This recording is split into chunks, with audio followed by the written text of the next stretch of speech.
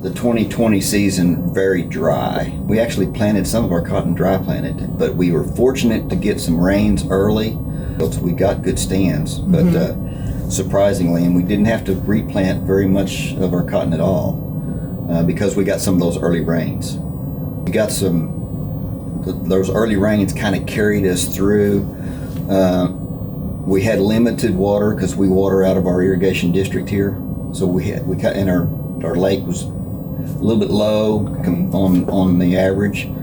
So since we had limited water, I think that's had some limiting factors on some of our yields that we're experiencing right now. If we can average a 3-bale crop on our irrigated cotton, then we're doing pretty good. It's probably going to be a little average to below average year, probably overall, but we'll just have to wait and see. Yeah. Tell me, what's been your biggest challenge this year? It sounds like, the irrigation issues. Irrigation probably is the biggest challenge we've had this year as far as limited water. Okay. Hot summer didn't help us any. No. Cool September didn't help us any. So, Mother Nature is kind of beating us up a little bit and has for the last few years. Right. Talk to me a little bit about your disease insect issues this year. Anything unusual? No, we don't. We haven't had any disease issues at all. Usually, because we've got boll weevil eradication and because we've got the bollworm technology, those are not issues that they used to be. Our biggest pest anymore is probably thrips and flea hoppers. Okay. Flea hoppers probably being number one.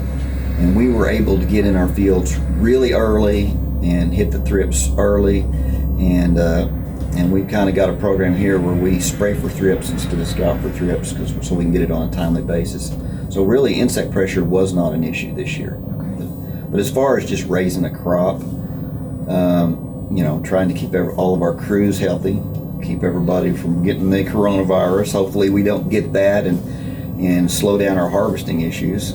So far, we've been able to manage that fairly well. So when you talk about your crew, how many employees do you guys have? We're probably running around 25 individuals right now. So, and you mentioned you're working to keep everybody safe and healthy. Is there anything you're doing differently or steps you're taking that maybe you haven't taken before to keep everybody? Primarily social distancing and mask. Okay. And I don't have one right now, but of course I was kind of in the office here by myself. Right. But we, and you mentioned hand sanitizers. We actually furnished the guys. I bought barrels of hand sanitizer and furnished to the guys. And every morning when we come in, everybody mask up, and we get their marching orders, and I scatter them all out. Everybody, if you talk to them, everybody has their own kind of secret formula for what kind of desiccant they might use, what kind of defoliant they might use. I have stayed with the same program for years and years and years for the most part. The old Prep and Def package that we used to use many, many years ago, we still use. It's Def is kind of gone. We use Folex and Ethifon for the most part, and with a surfactant added to it. We've also used some Finish, like the Finish product.